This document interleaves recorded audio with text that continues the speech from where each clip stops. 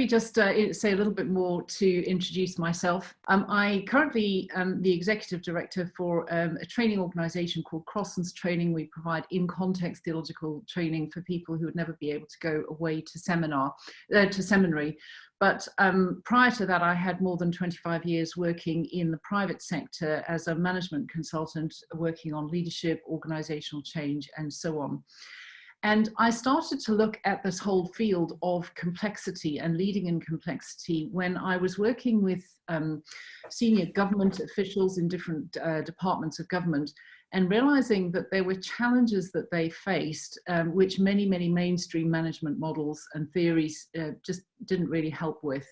Many of the sort of mainstream management stuff has huge assumptions about predictability and control and being in charge of your own destiny, which don't reflect the reality in many cases. Now, military leaders know that when they're in the field of operations, but actually one of the other things I found in my consulting work was that they struggled to then bring that back when they were in a civilian role. So if they were managing an equipment procurement program, for instance, some things they would cope with in terms of complexity out in the operational field, they weren't always able to translate well back in a kind of office environment.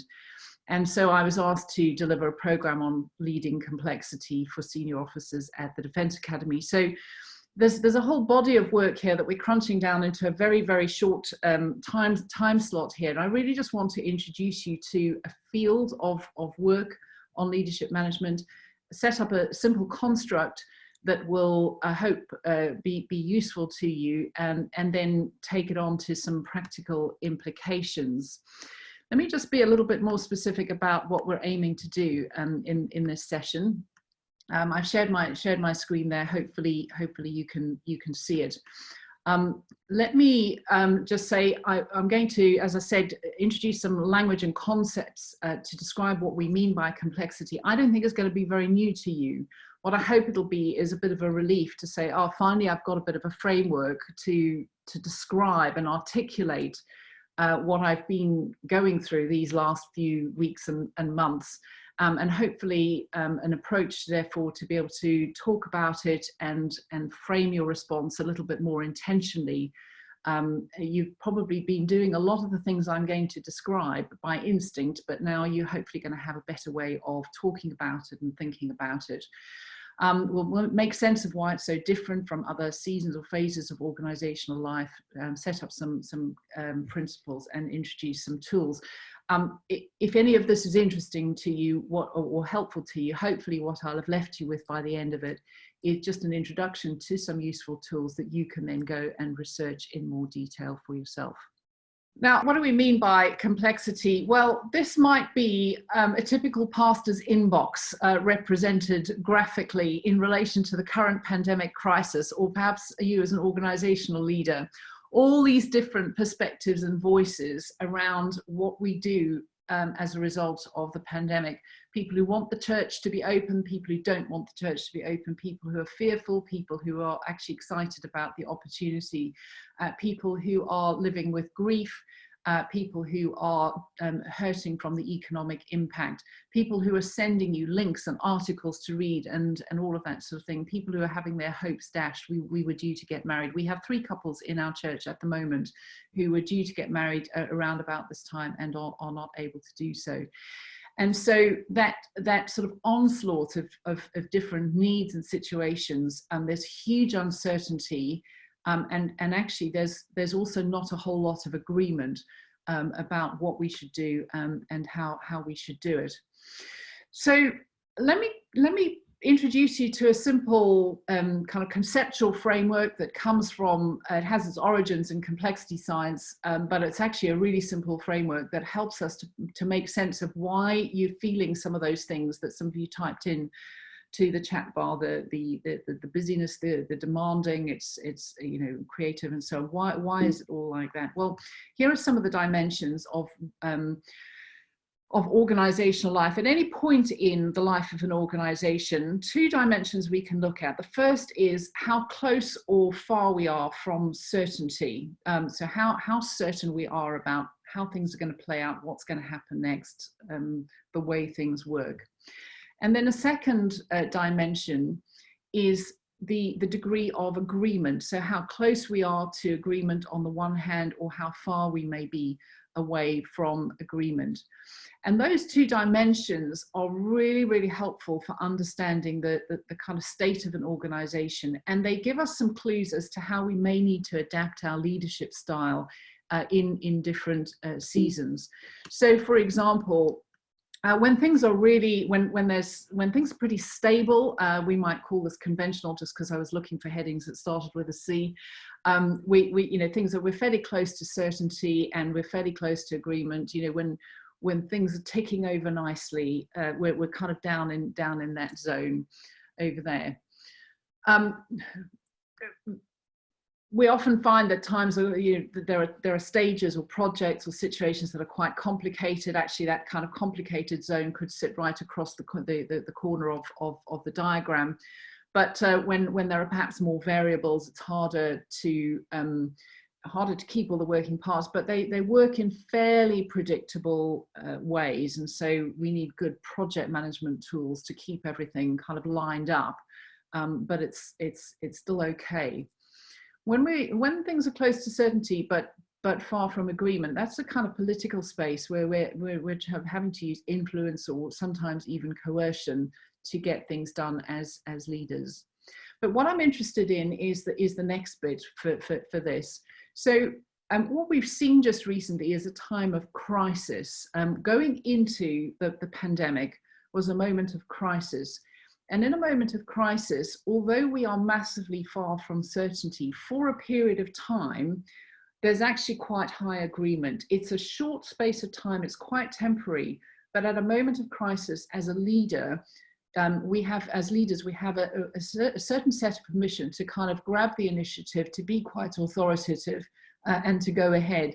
I don't know whether that's the case in your country or your context, but certainly sort of briefly we saw that here in the UK. But immediately after the moment of crisis, things can go in two different ways. They can either sort of spin right far away, the agreement, we move away from agreement really quite quickly, because this is uncharted territory and nobody has a whole lot of authority about exactly what should be done next. But hopefully, if we're not spinning right out into a corner of chaos, at best we are in a phase of complexity, and complexity is where there's not a whole lot of agreement, there's not a whole lot of uncertainty. And it takes a very specific kind of leadership to get through that phase in an organization's life. It's never the enduring place we want to be in, but actually there are, in fact, some upsides to it, which I want to come on to. And I want us to think about how we make the most of the fact that we find ourselves in this kind of territory. Let me just make a couple of points, though, about this. One is that regardless of sort of being out there in the sort of outer edge of the diagram, we're actually never as close to agreement or certainty as we think we are. So when times are sort of fairly stable, actually quite a lot of things get kind of suppressed. It's when we are perhaps a bit more fearful, a bit more concerned. The elements of agreement are perhaps exposed. So a loss of certainty will often expose differences and disagreements that were hidden. And similarly, a loss of agreement will give rise to a new uncertainty. So these dimensions are in a kind of dynamic interplay with each other. But there are different leadership styles that need to go with this. And I'll dig into these briefly for a moment. But I wonder, if you were to pause and think for a moment, where in that landscape that I've laid out for you, where in that landscape are we most likely to find the greatest potential for innovation? Now, this is where I wish we were able to have a slightly more interactive forum.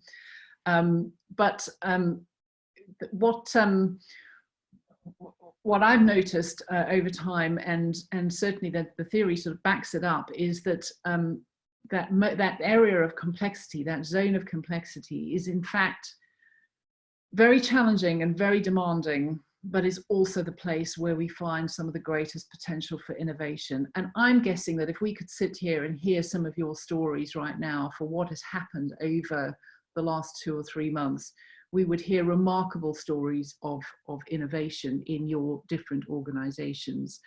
And that's because some of the old rules don't apply. There is a necessity to innovate, but actually there are some new freedoms that didn't exist.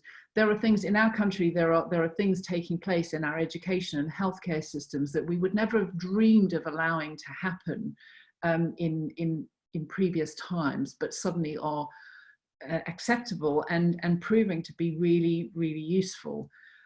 So there is enormous potential for innovation. One senior government person I worked with who had a significant responsibility for the development of new engineering systems in military programs, first saw this diagram and sort of leapt on that and said, you know, you've just described the space I'm constantly trying to live in, the innovation that can come from being in a space of complexity.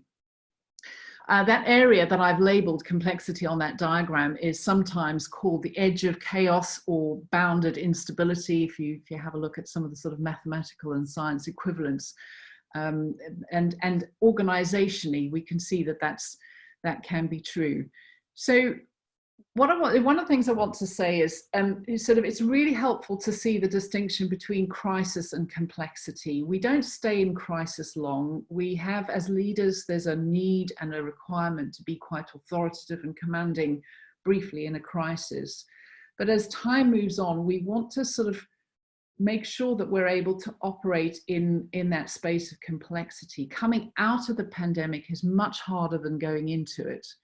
And we need to have some leadership tools and approaches that help us to stay in that space, make the most of the positive opportunities of that space without allowing our organizations to spin out into chaos. I could say a whole lot more about some of the different kind of implications for leadership. I don't really want to spend a whole lot of time on this. I'm going to come to questions on this in a moment. So if you have questions related to the model itself, please feel free to start putting some questions into the question into the chat function. But you know, in conventional times, we kind of know roughly what we want to do, and we need just good management, sort of classic plan, do, review, and so on. When things are very complicated, if you were running the Olympic Games, for instance, you'd need fantastic program management tool structures for controlling and tracking activity, but it is generally, on the whole, knowable risk. When we're in a stage of crisis, it's okay to take that strong and tight control and act with clarity and decisiveness, but you can't sustain that for very long. And that's why it's important for us to think about how we lead in conditions of complexity. So let me just take you through how I think the dynamics have worked for us just recently as a little bit of a build. You know, wherever we started we moved very, very quickly into a crisis kind of condition. A lot of people will be desperately desiring to kind of go back to the way things were, get things as stable as we can make them, as quickly as we can make them. In many cases, you know, our lives, work, our world was complicated, our organization was complicated, but you know, and we hope and expect to go back to that. Some of us fear spinning out of the crisis into the moment of crisis into enduring chaos, and that may well happen in some cases where there's real political divergence and disagreement, where we can't kind of get any kind of boundaries and alignment and cohesion in decision making. But what I think we should be hoping for as leaders is the opportunity to work in the space of complexity as effectively as we possibly can. One thing to say in this is I guess I want to encourage you to reflect on, you know, how does this relate to your context? How do you feel about the idea of staying in a kind of zone of complexity? What might the goodness be that could come from staying, you know, in this kind of sort of bounded instability, not chaos, but bounded instability? Where might the opportunities lie for organizations if we can live well in this space for a period? One of the things I would say in this is that we're not aiming to be there forever, but don't rush to bring everything back down to being as stable as possible, because the chances are you will rush back to structures or rush into ways of doing things that are perhaps not suited to the world that we now don't understand in the way that we thought we were going to anymore. There may be opportunities that we will miss if we just kind of keep our heads down and try and keep things as stable as possible. So I've rushed you through a very simple introduction to quite a sort of big idea, which I hope is kind of helpful. In the earlier comments, people were saying things like we didn't have a guidebook to guide us in a pandemic. Yeah, that's absolutely right. We are kind of muddling through, and that feels really difficult as a leader. I'm going to come on to thinking through some of the ways we might lead in this, but you know, having an understanding that this is not all bad might just be a useful starting point as we get into this. Let me move on to think a little bit about the question of so what, you know, how do I go about leading in this? The first big idea I want to bring to the table is the potential value and strength of not knowing. Now let me explain what I mean.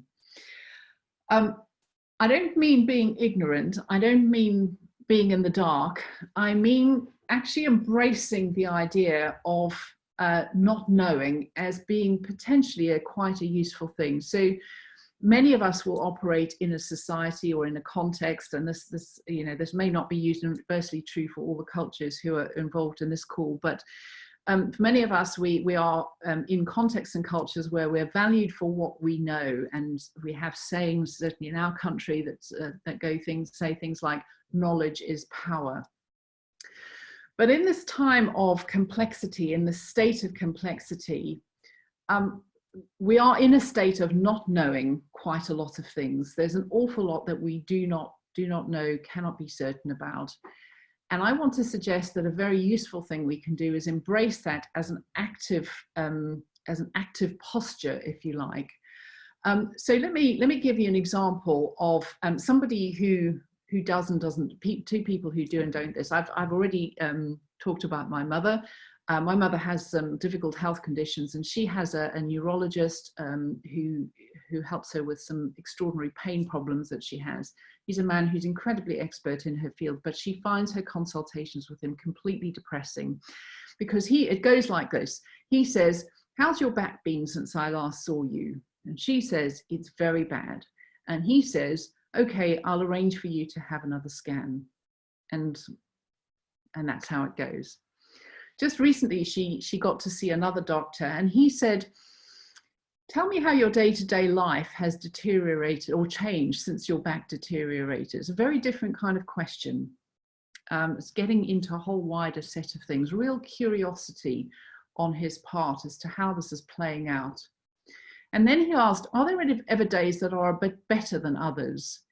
And if so, are there any factors that seem to make a difference between a good day and a bad day?" And a whole conversation opened up as we were sitting there, a whole wealth of information came out from her, which led to a number of small things that we realized we could do, even without medical intervention, that would make life a little bit better for her.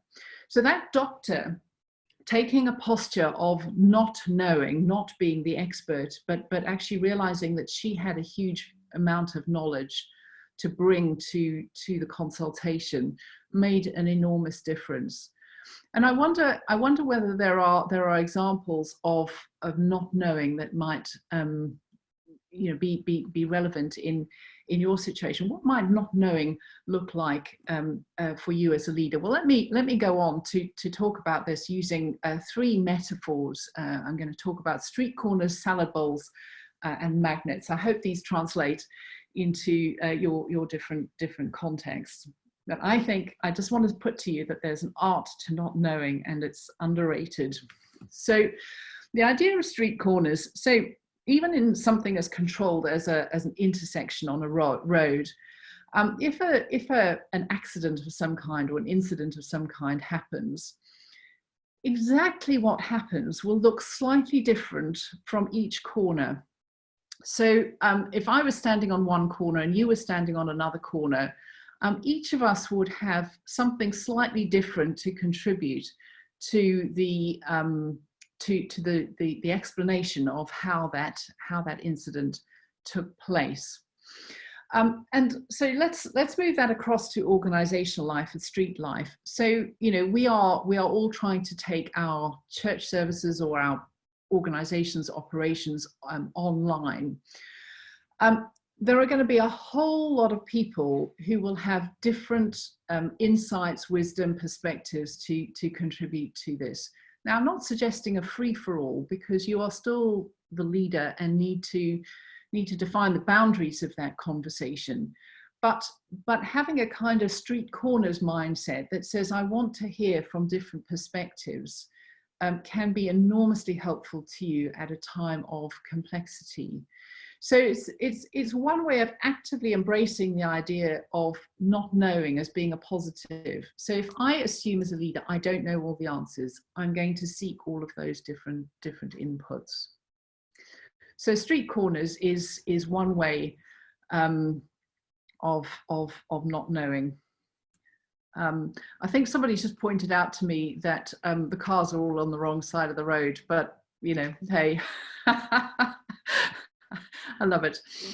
I should have put the picture both ways to allow for all possibilities. So that's the street corner. Let me talk to you about salad bowls. So what we need at times of uncertainty are ways of creating containers in which we can make sense of what is going on, in which patterns and insight can start to form, in which kind of clarity can start to emerge. And so my salad bowl is a metaphor for the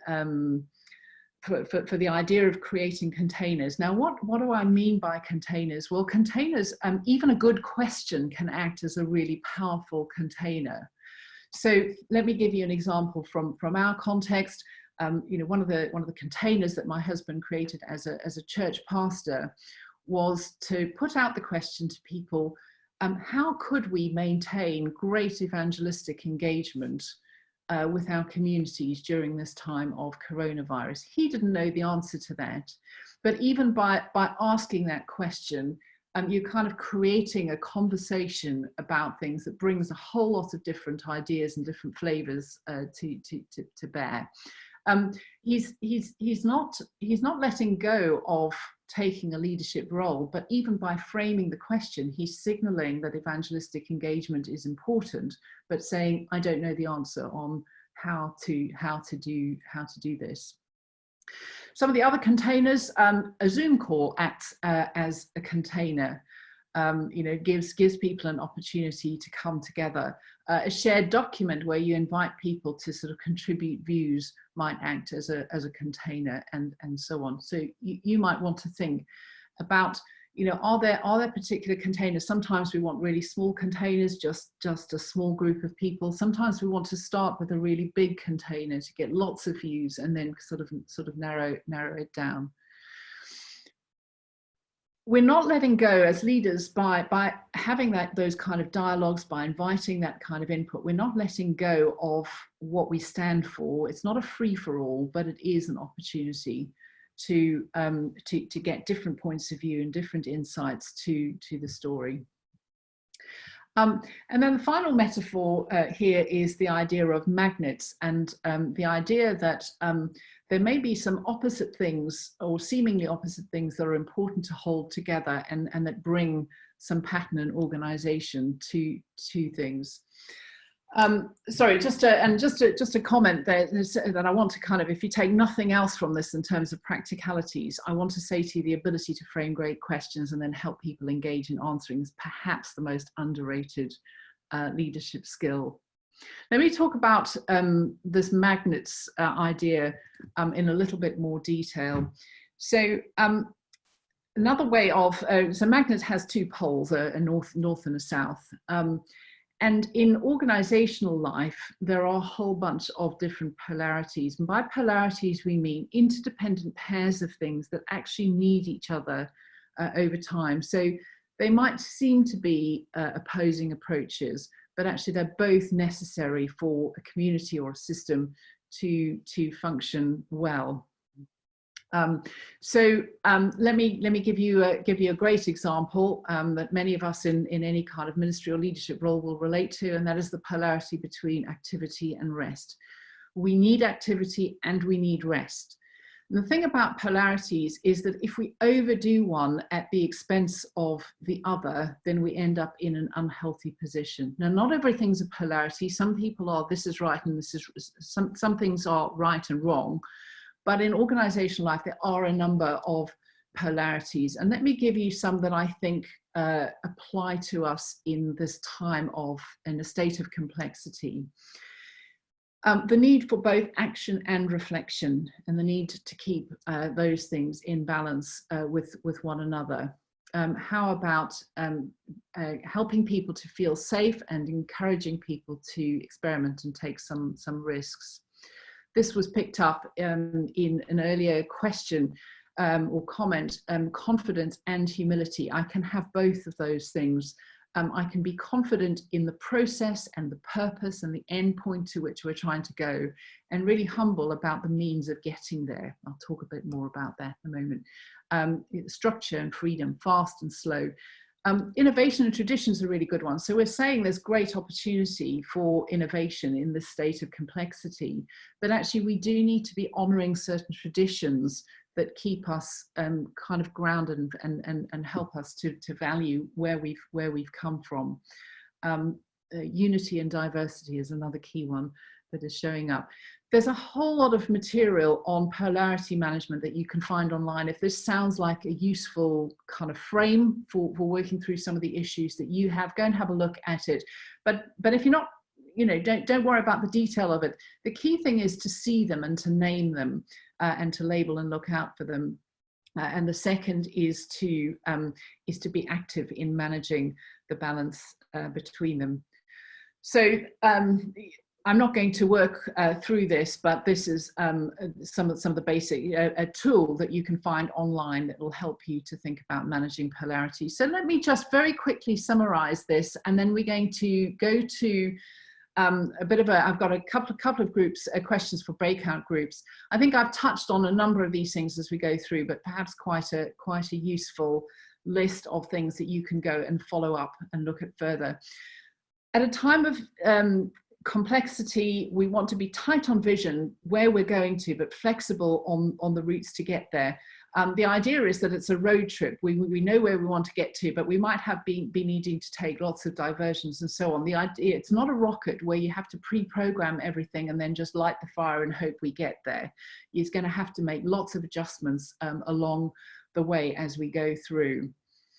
You do need some simple rules that give boundaries. You know, so for example, one simple rule is keep focused on the outcome. So think through what are the simple rules that will give people boundaries in which some of that innovation and experimentation can happen. You may want to go and read about something called the lean startup approach. Again, lots of material online, but the lean startup approach is the idea that you start with some some minimum viable approach. We try a small experiment, we test it rapidly, we feedback, and then we build on it. And this is a great time for doing that kind of small experimentation. But you will eventually turn into sort of more enduring programs and ways of doing things. I've mentioned polarity management. Another great tool is something called appreciative inquiry. And the big idea behind appreciative inquiry is that we seek out and really examine and then build on what's already working. So, you know, the doctor who says to my mother, when do you not have pain, or when do you have a good day? What goes on when you have a good day, and how can we do more, help you do more of that? Communication-wise, the use of metaphor, I tried to model that for you in doing this. It's very hard to sort of make sense of things, and metaphor helps us to kind of make sense of things a bit more quickly and find and communicate meaning much better. And then the importance of fostering belonging for people. So if people feel secure and know they've got a part to play, they're often more willing to kind of experiment in those sorts of things.